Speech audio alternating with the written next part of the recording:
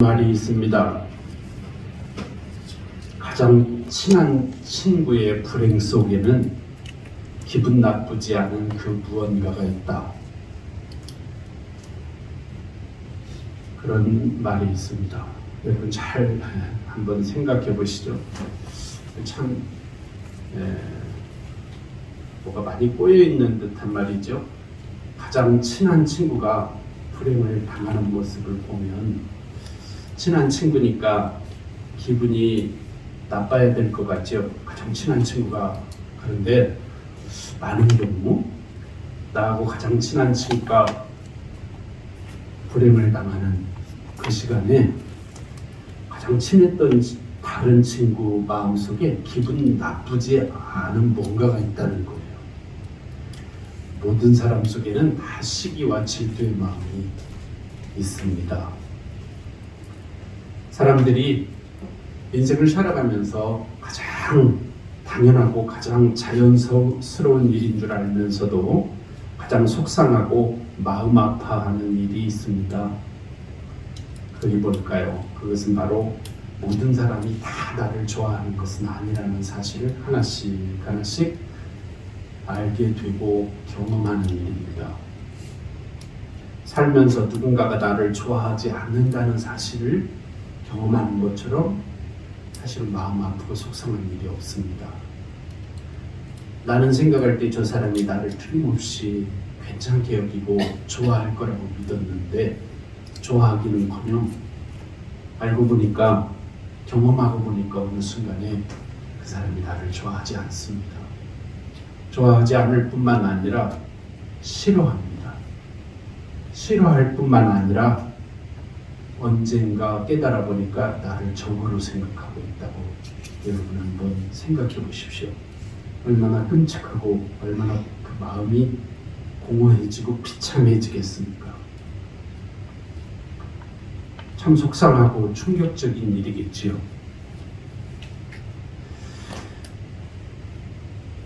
이 세상에서 저와 여러분 모든 사람들이 인생을 살아가면서 하나님이 주신 사랑이라는 가치가 사실 삶의 기초입니다. 그러나 저와 여러분이 한평생 살아오면서 경험했듯이 이 세상에는 하나님의 사랑만 있지 않습니다. 저와 여러분의 삶의 현실에서 자주 적대감을 누군가가 나를 적으로 생각하는 그런 경우를 경험하는 일이 수도 없이 많이 있습니다. 사랑은 그 밖에 모든 것이 펼쳐지는 사실은 하나님이 주신 기본적인 축복이며 배경입니다.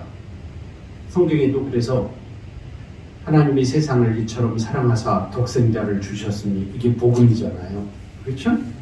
하나님이 죄와 허물로 죽었던 저와 여러분을 사랑하셔서 독생자를 주셨다는 것이 기독교 복음의 기초이고 선포의 토대입니다.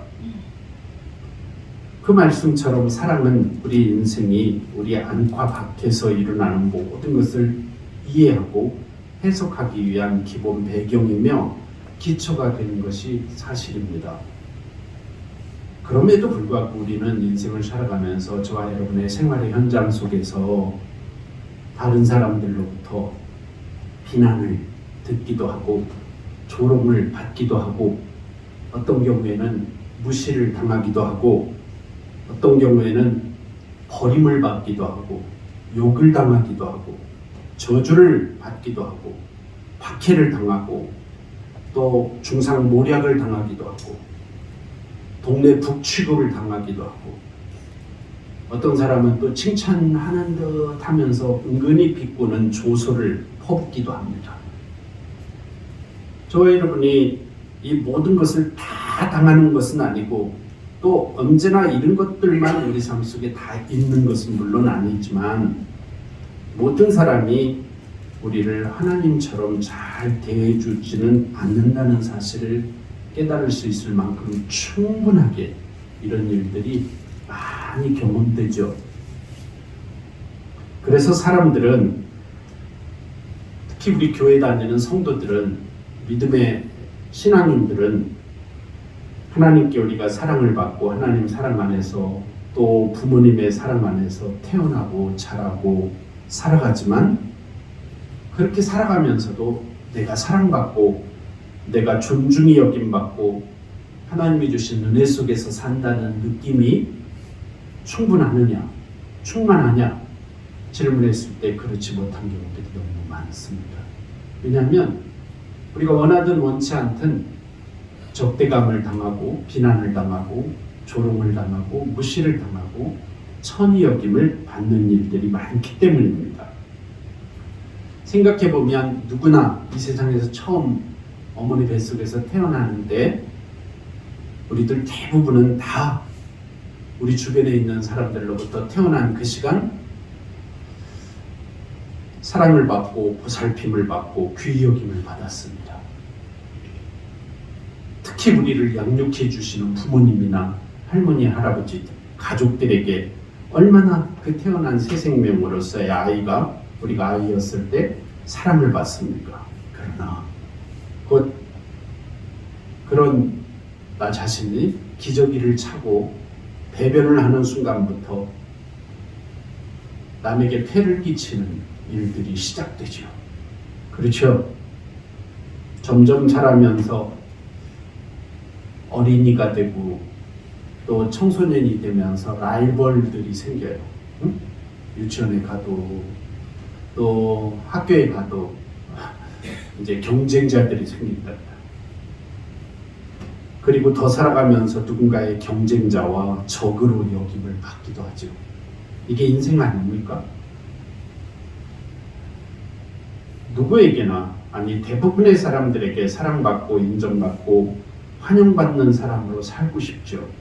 그러나 인정받고 존경받는 사람이 되는 것이 너무 큰 기대라 하더라도 누군가에게 적대감을 받으며 살고 싶은 사람은 아마 한 사람도 없을 겁니다. 그런데 원치 않든 너무 많은 경우 우리는 누군가에게 적대감을 받고 살 때가 있습니다. 생각해보면 사랑받고 인정받고 존중받은 기억과 경험이 우리 삶에 얼마나 큰 자산이 되고 힘이 되는지 모릅니다. 언제까지나 인정과 사랑과 존중만을 받으며 살아갈 수 없다는 것을 그러나 우리는 자라가면서 성장해가면서 자연스럽게 깨달아가죠. 그리고 점점 그런 냉혹한 현실을 현실로 받아들이게 됩니다. 아, 세상이 만만하지 않구나. 사람들이 다 내 마음 같지는 않구나. 이 세상에 다 하나님 사랑 같은 사랑의 시간만 나에게 주어진 것은 아니구나. 냉대받고 거절당하고 적대시 당하는 경험은 그럼에도 불구하고 큰 충격과 어려움으로 우리에게 다가오죠. 누군가가 나를 적대시하면 여러분 평안합니까? 평안할 수가 없죠. 그래서 적대시 당하는 것을 좋아할 사람 아무도 없습니다. 그러나 우리 삶의 현실, 우리 신앙생활의 현실 속에서도 역시 많은 경우 우리가 원하지 않는데도 혹은 우리가 잘못한 일이 없음에도 불구하고 누군가로부터 적대시 당하는 경우들이 많이 있습니다. 오늘 본문 말씀을 읽어보면 다윗과 요나단이라는 친구의 우정에 관한 말씀인데요. 이 말씀 바로 그 뒤편을 쭉 읽어보면 다윗에게도 적대감으로 다가온 한 사람이 있었습니다. 다윗의 적대감의 주요 원천은 바로 그 사람 사울 왕이었습니다. 사울 왕은 다윗을 증오했고 그리고 여러 번 그를 죽이려고 했습니다. 오늘 본문 좀 뒷부분 사무엘상 18장 11절을 읽어보면 그가 스스로 이르기를 여기 그는 사울 왕입니다. 내가 다윗을 벽에 박으리라 하고 사울이 그 창을 던졌으나 다윗이 그의 앞에서 2번 피하였더라. 이런 말씀이 있습니다. 여기 보면 아주 끔찍한 사울 왕의 선언이 있죠. 내가 다윗을 벽에 박으리라. 이 창을 던져가지고 이 창이 다윗을 뚫고 이 창이 다윗의 몸을 뚫어서 창이 벽에 박히는 순간 다윗의 몸도 벽에 박힐 것이다. 그 말이 무슨 뜻이에요? 내가 저놈을 죽이겠다는 뜻이에요. 이 말을 할 때 사울 왕이 이 말을 할 때 어떤 상황이냐면 자기가 귀신에 들려가지고 괴로워할 때 그 옆에서 수금을 잘 타서 자신의 몸과 마음을 평안하게 해주는 다윗, 그 다윗을 그렇게 죽이겠다는 거예요. 이때 사울 왕은 이미 광기에 빠져 있는 상태였습니다. 첫 번째 사울 왕이 다윗을 살해하려는 시도는 다윗이 사울을 위해 악기를 연주하고 있을 때였습니다. 여러분 잘 아시는 거죠. 다윗이 처음 사울의 관심을 끌게 된 것은 그의 악기 연주 실력 때문이었습니다. 하나님이 선택하신 왕으로서의 자질상 결함을 드러낸 사건들 직후에 사울은 어두운 기분과 악령에 사로잡혔습니다. 정신과 마음이 악의 구렁텅이에 빠져버렸어요. 그래서 이전과는 전혀 딴 사람이 되어버렸습니다. 그때 다윗과 그의 수금 연주는 이 미쳐 돌아가는 사울 왕에게 큰 치유의 효과를 가져왔습니다. 그런데 어느 날 어김없이 사울 왕이 고통스러워할 때 다윗이 수금을 연주하던 그날 사울 왕의 마음속에 예전처럼 수금 소리를 듣고 치유가 일어난 게 아니라 증오심이 격동하여 일어났습니다. 그리고 사울은 갑자기 미친 듯이 외쳤습니다. 내가 다윗을 벽에 박아 버리겠다. 그러면서 동시에 한 동작이 옆에 세워둔 창을 들어서 당신을 위해 수금을 연주하는 다윗을 향해 던진 것입니다. 눈치를 살피던 다윗은 즉시 몸을 피했습니다. 창은 다윗의 머리를 살짝 빗나가 다윗 뒤편 벽에 박혔습니다. 얼마 후 사울은 또다시 창을 던졌고 이번에는 다윗이 몸을 피했습니다. 이렇게 불같고 비이성적이며 살인적인 광기는 점점 침착하고 치밀하게 계산된 사울 왕의 살인 음모로 발전했습니다. 사울은 다윗에게 전쟁에 나가서 수훈을 세우고 돌아오면 내 딸 중에 메랍이라는 큰 딸이 있는데 그 딸을 너에게 아내로 주어 결혼시켜 주겠다고 약속했습니다. 다윗을 계속해서 위험한 전쟁터로 내몰아서 결국 블레셋 사람들의 손에 죽도록 할 속셈이었습니다. 그러나 다윗이 하나님의 도우심과 은혜 가운데서 블레셋과의 전투에서 죽지 않고 살아서 돌아와 결혼할 자격을 갖추자 사울은 더 악한 마음으로 그 약속했던 큰딸 메랍을 모홀라 사람 아드리엘이라는 사람과 다른 사람과 빨리 결혼시켜버렸습니다. 사울이 왕궁에 도착하기 전에. 그는 처음부터 다윗을 사위로 삼고 싶은 마음이 전혀 없었던 것이죠. 그 후 사울 왕은 자신의 다른 딸 미갈이라는 딸이 다윗을 사랑한다는 사실을 알게 되었습니다. 얼마나 악하게 되었는지 사울 왕이 그 자신의 미갈이라는 딸이 다윗과 사랑한다는 사실을 알고 그것을 이용해서 다시 한번 다윗을 죽일 음모를 또 꾸몄습니다. 그는 이번엔 이렇게 말했습니다. 다윗에게 블레셋 사람 포피 100개를 가져오면 네가 사랑하는 딸, 내 딸 미갈과 결혼시켜 주겠다고 또 약속했습니다. 블레셋 군인의 포피 100개. 표피라는 것은 이제 남성의 그 성기의 겉껍질, 그러니까 이거를 100개를 모아오라는 거예요. 그러려면 죽여야 돼요. 한 사람은 100명을 죽여야 돼요. 이때 사울 왕의 계산은 이것입니다. 100번 중에 한 번 정도는 다윗이 당하지 않겠느냐 그겁니다. 다윗은 이 같은 잔인한 요구에도 불구하고 기쁘게 나가서 정해진 수의 100개가 아니라 2배나 되는 블레셋 200명을 죽이고 그 역겨운 지참금처럼 요구되었던 블레셋 사람의 보피 200개를 사울왕 앞에 가져다 내놓았습니다. 결국 이번에는 결혼이 성사되었습니다. 미갈이 다윗의 아내가 된 것이죠. 그러나 그 일이 있고 나서 사울 왕의 증오심은 더 악화되었습니다. 다윗이 궁정에서 달아나 광야의 도망자 신세가 이미 되어버린 그 시간에 사울 왕은 한 번 더 암살단을 꾸며 다윗을 죽이라고 보냈습니다. 사울은 암살단에게 다윗의 집을 지키고 있다가 아침이 되면 나오는 다윗을 죽이라고 살해를 허락했습니다. 이 음모를 알아차린 다윗의 딸 미갈이 그날 밤 창문을 통해 남편 다윗을 피신시키고 남편의 침대에는 가짜 더미 인형 같은 인형을 누이고 그 머리에 염소 털로 짠 가발을 씌워 이불로 덮어놓았습니다. 아침이 되어 군인들이 다윗이 나오지 않으니까 다윗의 집을 습격해 오자 미갈은 지금 우리 남편이 몸이 아파서 병상에 누워 있으니 나올 수 없다고 말했습니다. 그때 이스라엘 군인들 세계에서는 무방비 상태의 환자는 죽이지 않는다는 암묵적인 결투의 예법이 있었습니다. 그들은 침실로 뛰어들어가 다윗을 간단히 해치우려 하지 않고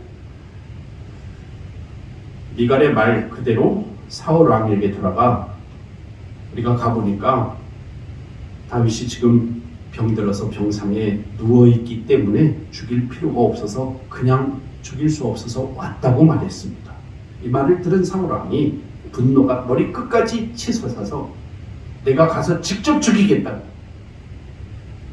너희들 다 나를 따라와. 다윗이 누워있는 침상채 다윗을 들고 와라. 문 앞에서 기다리며 그렇게 말했습니다. 그러나 그들이 다윗의 집에 도착해보니 침대에는 염소털 가발을 쓴 인형이 누워있을 뿐이었습니다. 아버지 사울왕이 딸 미갈에게 속은 것이죠. 사울이 다윗을 죽이려고 했을 때 한 번도 다윗은 사울에게 악한 일을 행한 적이 없었습니다.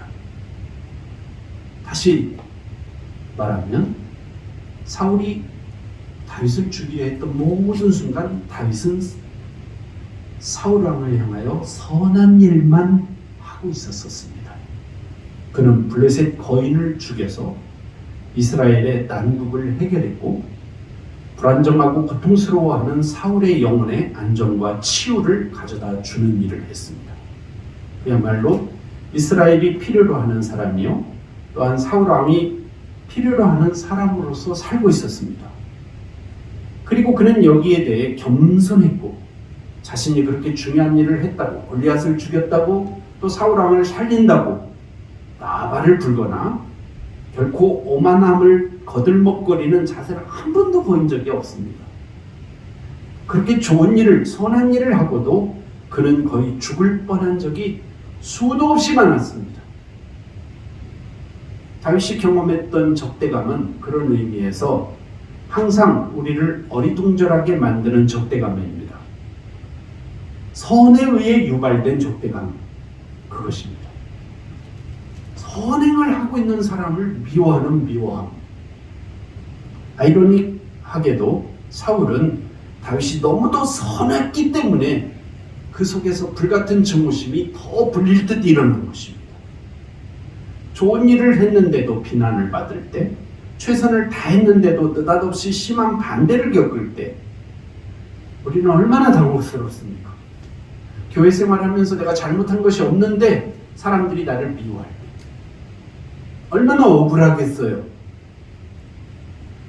교인들이 다 나를 오해할 때, 나는 헌신했는데 오해할 때 얼마나 여러분 마음이 아프겠습니까? 잘못한 일이 있어서 처벌받는 일 역시 유쾌하지는 않지만 그것 때문에 당혹스럽지는 않습니다.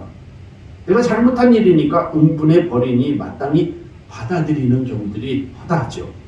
우리는 당연히 잘못한 일에 대해서는 벌을 받을 것이라고 예상합니다. 그러나 잘한 일에 대하여, 선한 일에 대하여는 그렇지 않습니다. 우리는 다윗이 요나단에게 한 항의를 그래서 그대로 표현하게 됩니다. 사무엘상 20장 1절에 보면 다윗이 사울 왕의 아들인 요나단에게 이렇게 막 한탄합니다. 친구니까. 도대체 내가 무슨 못할 일을 하였느냐? 내가 무슨 몹쓸 일이라도 하였느냐?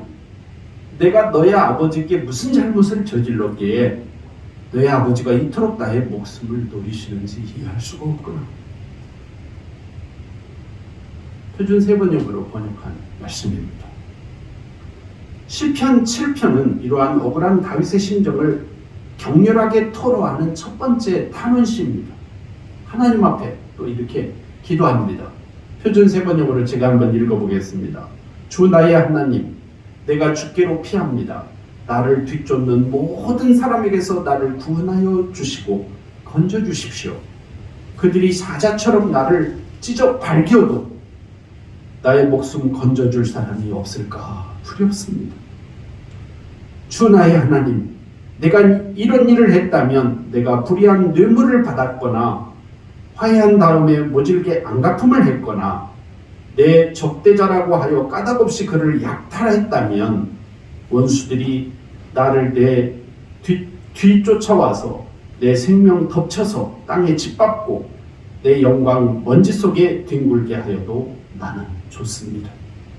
주님, 일어나셔서 진노하시고 내 대적들의 오만을 꺾어주십시오. 하나님, 깨어나셔서 판결을 좀 내려주십시오. 민족들을 주님 앞으로 모으시고 그 높은 법정으로 돌아오십시오. 주께서는 민족들을 재판하시는 분이시니 내 의와 내 성실함을 따라 나를 판단해 주십시오. 이 이후에도 시편 7편은 17절에 걸쳐서 다윗이 제가 볼 때는 사울왕에게 이렇게 억울한 적대감으로 인하여 죽음의 고비를 넘기면서 피해 다니면서 하나님한테 탄원했던 첫 번째 탄원시가 아닐까 이렇게 여겨집니다. 그리고 보면 다윗은 말입니다. 왕이 되기 전에 얼마나 고통스러운 삶을 살았는지 모르는데 다윗이 사무엘 선지자에게 기름 부음을 받고 난 이후 왕이 되기까지 20년이 걸렸어요. 그 20년 걸린 기간 동안 다윗이 경험한 최고 힘든 경험은 적대감이었습니다. 적대시 당한 이 진한 경험은 다윗의 삶의 나머지 삶의 형태에 큰 영향을 끼쳤습니다. 어떤 영향을 끼쳤을까요?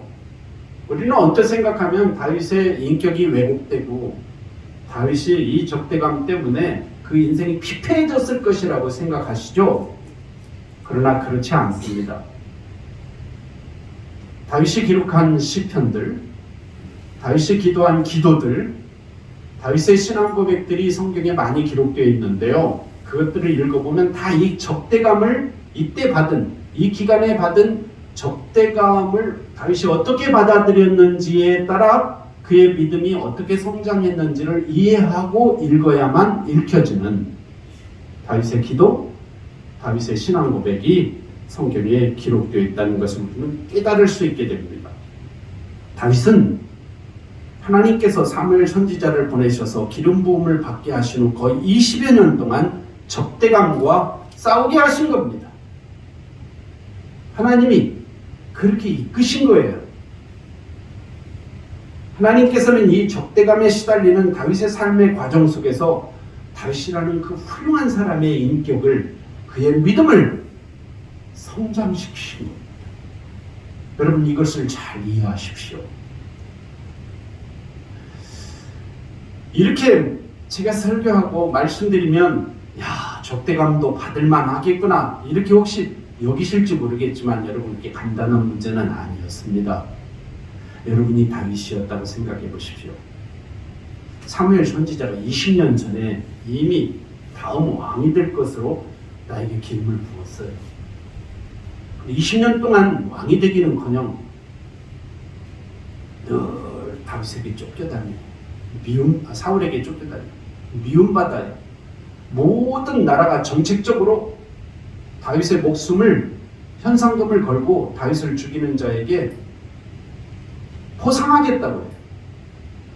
그래서 쫓겨다녀요. 20년을. 여러분 같으면 믿음 지키실 수 있겠습니까? 여러분의 인격이 온전할 자신이 있습니까? 20년이 아니라 2개월만 누군가 나를 죽이기로 작정하고 쫓아다녀도 제 인격과 신앙이 피폐해질 것 같아요. 그런 사람이 없으니까 다행이죠. 누군가가 저를 죽이겠다고 작정하고 쫓아다녀 보세요. 여러분 그런 경험이 있으세요? 20년을 그런다고 생각해 보세요. 다윗은 어떻게 견뎠을까요? 그 기간을. 저는 이것이 궁금합니다.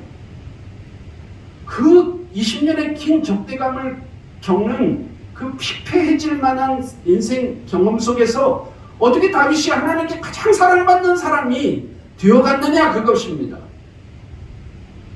그가 받은 20년간의 적대감이 그의 인격과 그의 신앙을 피폐시키지 않고 오히려 그의 덕과 믿음을 높은 사람으로 고양시켰다는 사실에 주목하시기 바랍니다. 성도 여러분, 이게 매우 중요합니다. 근데 하나님께서는 말입니다. 제가 지금까지 말씀드린 것처럼 하나님께 기름 부음 받은 사람 다윗이 적대감만 받게 하지 않으셨습니다. 사울 왕에게 적대감을 받는 그 길고 험난한 시간 동안 다른 한편에 전혀 예상 외의 사람이 하나 등장합니다. 그게 바로 그 악한 사울 왕의 아들 요나단이라는 친구입니다. 오늘 본문 말씀에 이 요나단이 다윗을 어떻게 여겼는지가 기록되어 있습니다. 다윗의 삶의 과정이 이렇게 악랄한 살인 음모가 펼쳐지는 이야기였지만 그 속에 다윗과 요나단의 평범하지 않은 특별한 우정 이야기가 오늘 본문 내용입니다. 광기와 발광, 비열함과 증오를 겪는 와중에서도 다윗은 요나단과의 우정을 통해 흔치 않은 특별한 하나님의 사랑을 또 인간의 우정을 경험했습니다. 그 두 사람은 함께 대화했고 함께 기도했고 그리고 적대감으로 공격해오는 사울을 이해하려고 몸부림치며 애썼습니다. 그러나 결과가 어떻게 됐습니까? 이해했습니까? 이해가 안 되었습니다. 그러한 결과의 노력의 결과마저도 긍정적이지 않았습니다. 결국 다윗은 왕궁과 그의 친구 요나단의 곁을 떠나야만 했습니다. 도저히 있을 수가 없었어요. 우리는 우선 이 부분에서 도대체 다윗을 그렇게 미워하고 적대시한 사울 왕이 도대체 왜 이렇게 황폐해졌는지를 한번 살펴봐야 됩니다. 그 사울이 왜 하나님과의 관계 속에서 신앙생활에서 도대체 그 훌륭했던 사울 왕이 어떻게 이렇게 타락했느냐 하는 겁니다.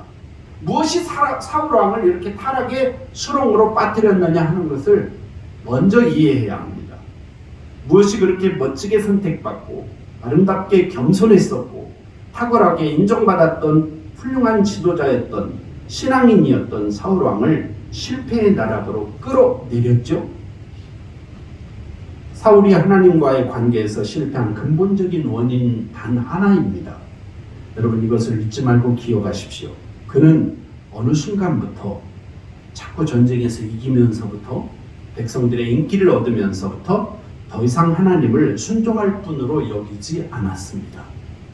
단지 하나님을 이용할 대상으로 여겼습니다.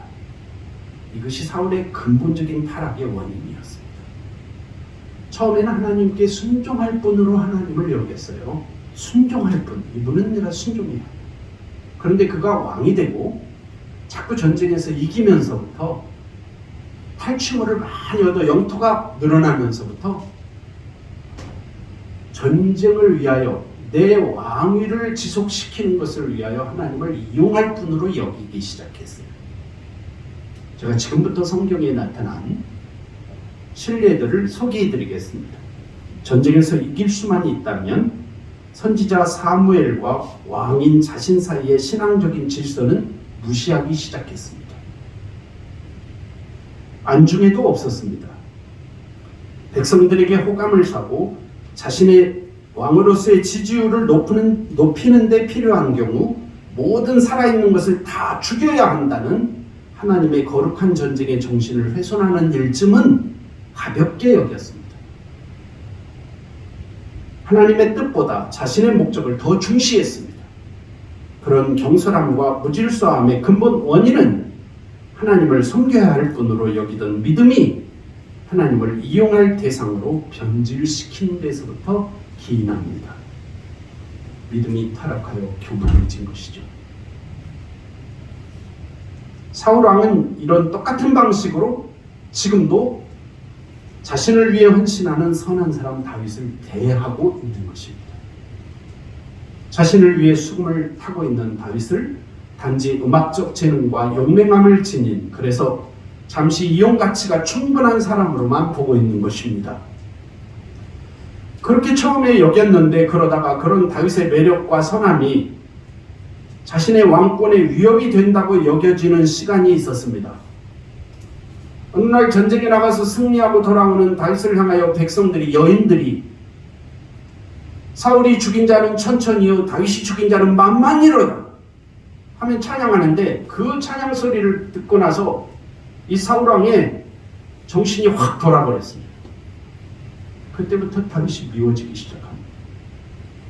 아, 이놈이 내 왕권에 위협이 되는구나. 이 생각만 하게 됩니다. 그는 곧 불같은 질투와 증오에 사로잡혔습니다. 두려움과 증오의 눈으로만 다윗을 보게 된 사울은 급기야 다윗에게 가장 적대적인 사람이 되어버렸습니다. 성도 여러분, 우리 모두도 조심해야 합니다.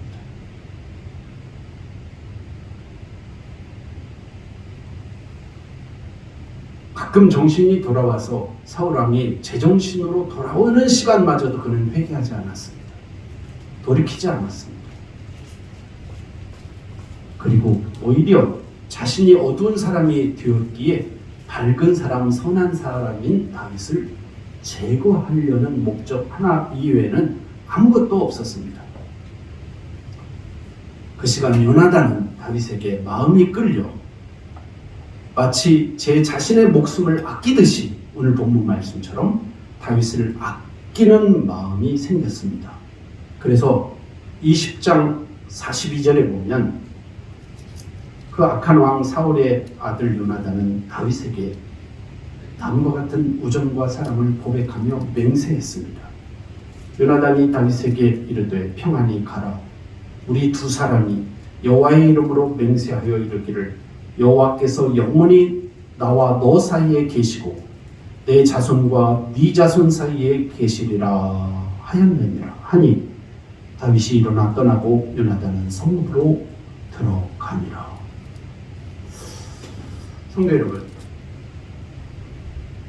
영성하면 기도나 금식 이런 것이 중요하지 우정이 무슨 영성이겠느냐, 혹시 여러분 그렇게 생각하실지 모르겠습니다. 인간관계는 믿음이 아니어도 그냥 세상살이에서 하는 것이지 인간관계 잘하는 게 무슨 영성이냐 하고 여기실지 모르겠습니다. 그러나 그 오해를 벗어나셔야 합니다. 우정은 사실 우리의 영성의 기도나 금식과 다를 바 없이 중요하다는 사실을 알아야 합니다. 잘 산다는 것은 이 우정과 관련이 있습니다. 가장 슬프고 억울한 일은 우리 자신이 점점 우리 자신 이하의 존재가 되는 것처럼 느끼는 느낌이 들 때 슬픈 겁니다. 내가 왜 이러지? 내가 이럴 사람이 아닌데. 진정한 우정 어린 만남이 없이 겉모습으로만 만나는 만남이 지속되는 한 우리 인생에 이런 허무함과 공허함이 계속 쌓이게 됩니다. 그 허무함과 공허함이란 뭐냐면 내가 원래 이럴 사람으로 살아서는 안 되는데 내가 왜 이렇게 나 이하로 살아가지? 하는 느낌 들지 않습니까?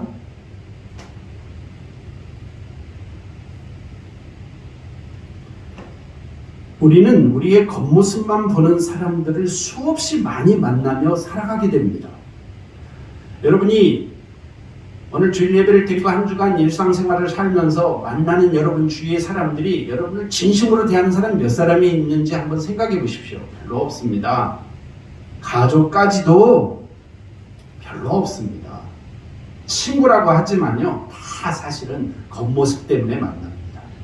일 때문에 만나고 이해관계가 얽혀 있으니까 만나고 교제하고 관계하고 그런 것이죠. 진짜 우정, 진짜 친구가 있습니까? 여러분 깊이 한번 생각해 보십시오.